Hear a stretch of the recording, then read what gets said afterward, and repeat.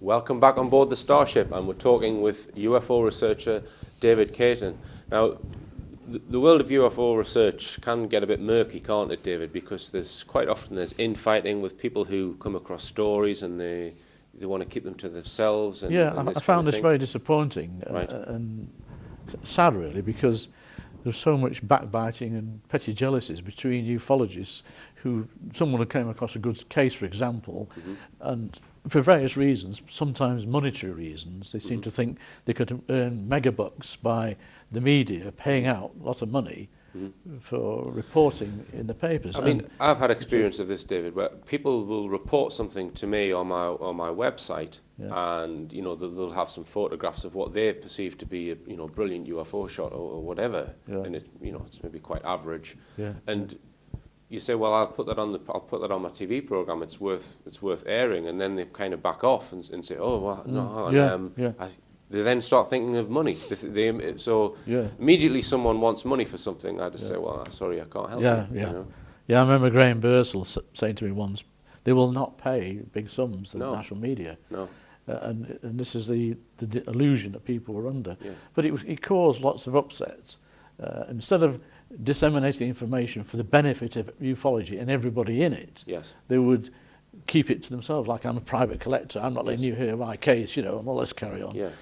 And I think this infighting was almost encouraged by certain senior people in the Bufora, I'm sorry to say, whose objective, I think, is to do U-turns like Jenny Randall's and cause dissent. And the media, if they weren't tipped off, pick up on this and capitalise on it. And ufologists in the media were called all sorts of labels and not very derogatory comments like UFO spotters and anoraks and cranks and all this, which had the effect of putting members of the public off to coming to ufologists to report a sighting. And the way they saw the media were treating ufologists, like the media saying, I've heard so many times, look, ufologists can't even agree on a sighting, on a description of a craft or whatever, and all this backbiting. So that would also means that witnesses would the last people they would go to and distrust is the media, because then they would be made a fool publicly and ridiculed. So it impeded information being reported from members of the public who had a close encounter or something, getting out. And I think that was the intention.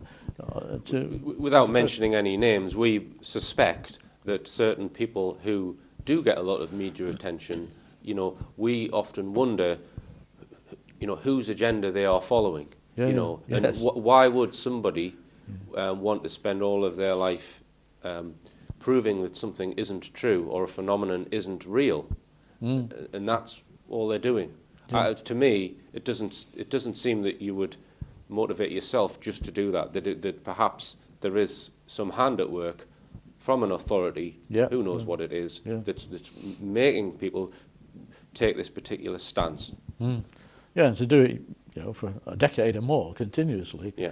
You would put yourself off, wouldn't you? If you would lose interest. Eventually, if you think there's nothing to it, eventually you think, well, I've done enough research, there's nothing to it, I'm now going to go and... Go fishing or something. Yes, go fishing, exactly.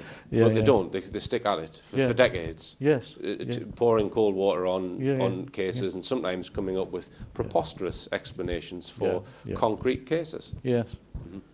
Okay, and what about, we were talking about Harry Harris earlier on, and Harry has been very much involved with abductees. Yes. There's people who claim to have been, in their sleep, taken on board UFO craft and had operations done on them interfered with by extraterrestrials. It sounds unbelievable, but if you follow the work of people like Professor John Mack and Bud Hopkins, this is a real phenomenon. This is happening. And Harry Harris was a British researcher who regressed a lot of people. I actually attended 4 of the hypnotic regression sessions. A couple of witnesses I found myself, which I handed to Harry. And I was always very sceptical about hypnosis, I suppose, born by these stage hypnotists.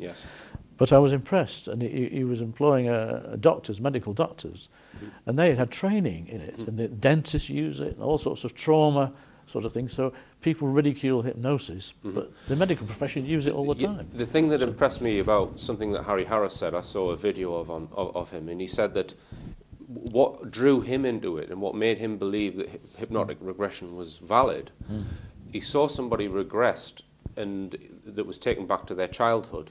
And they remembered all of these things in their childhood that they'd actually consciously forgotten. Yes. So they were then brought out of hypnosis and said, well, this is what you said about your childhood. All these things that this person had completely forgotten about, and was like, wow, now I remember that you've told me all of this stuff. So it does unlock memories which are in part of the brain which can't be accessed. There's no doubt that hypnotic regression works. Yes. That there's a conscious side of the brain and an unconscious side of the brain. Yeah. And it taps into that other side. Yeah. Anyway, I was impressed the way this particular doctor, and he was charging a fee, obviously, brought the subject, put them under. We weren't allowed to see him put him under. Right.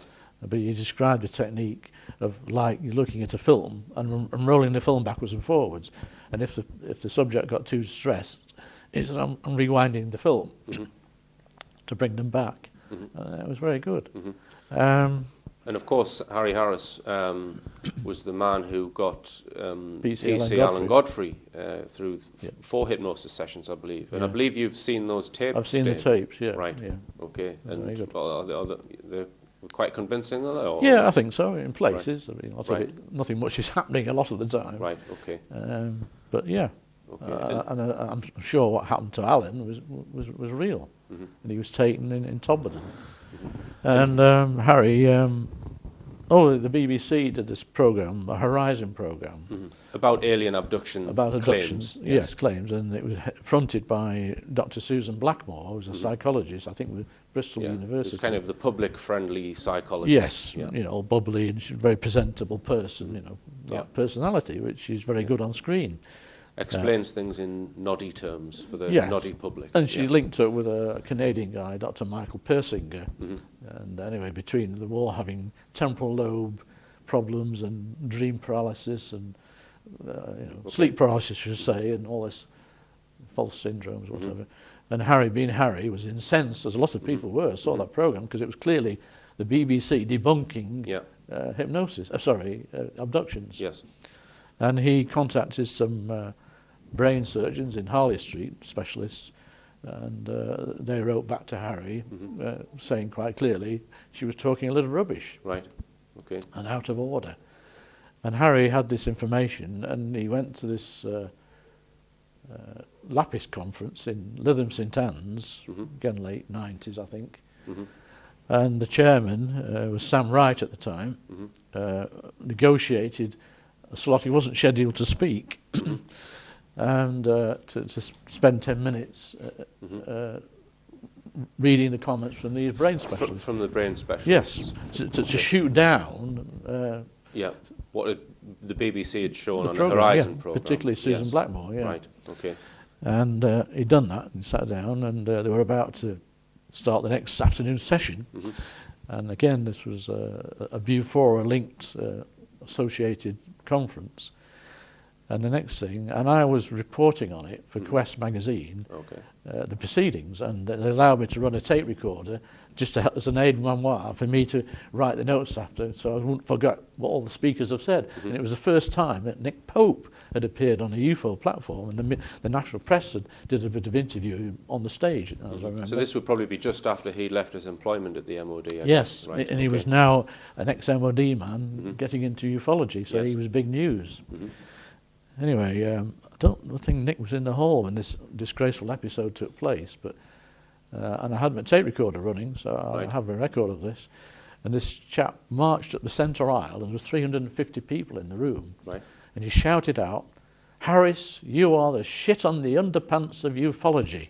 And everyone was in total shock.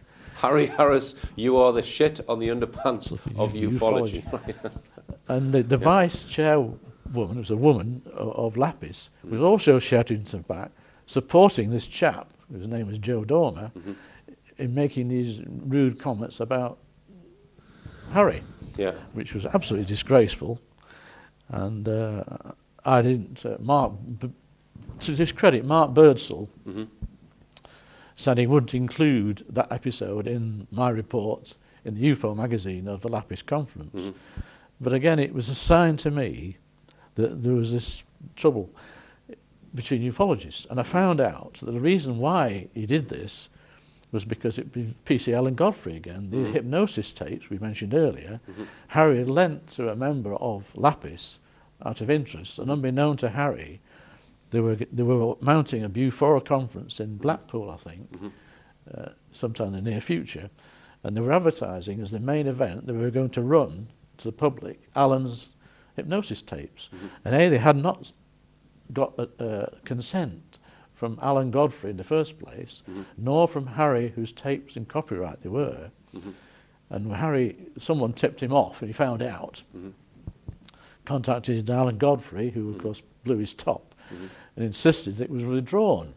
So their main crowd puller to get bums on seats was that those tapes. And that's why they were upset with Harry, and why that guy made those disgusting remarks. I thought this is bad news for ufology. Yes.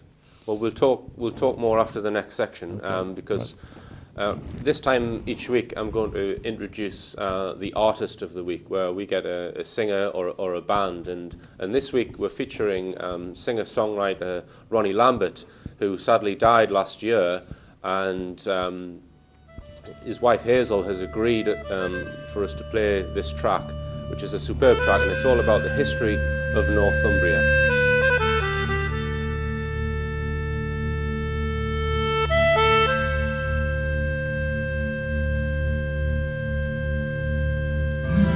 From the Tweed down to the Tees,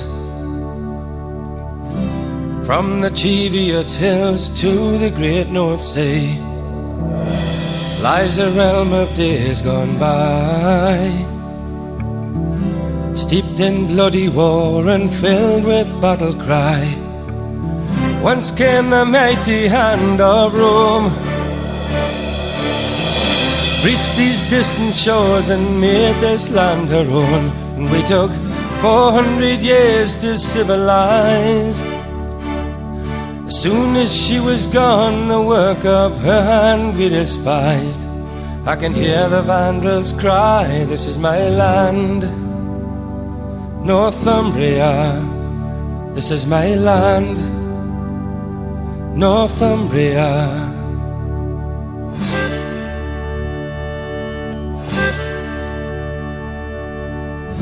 Soon the Saxon would arrive to rape and burn and pillage, nothing would survive. The Viking found his way here too. Marauders came from Mercia, seeking pastures new. Imagine young King Oswald as he knelt in prayer. Cadwallader's pagan hordes were on their way. He fought them down from Heavenfield to Hexhamshire. Those Welsh invaders died that very day.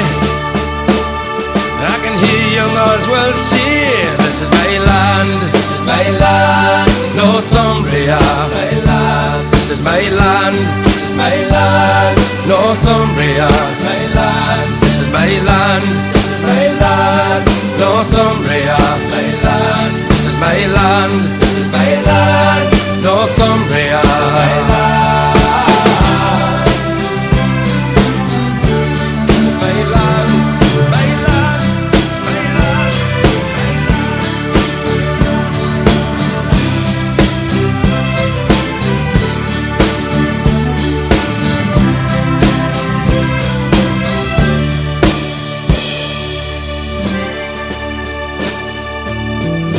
Kings have come and gone for years, and the kingdom of Northumbria has drowned in many tears. Yet her pride and spirit still prevail, in a history, in a culture, and a wealth of ancient tales.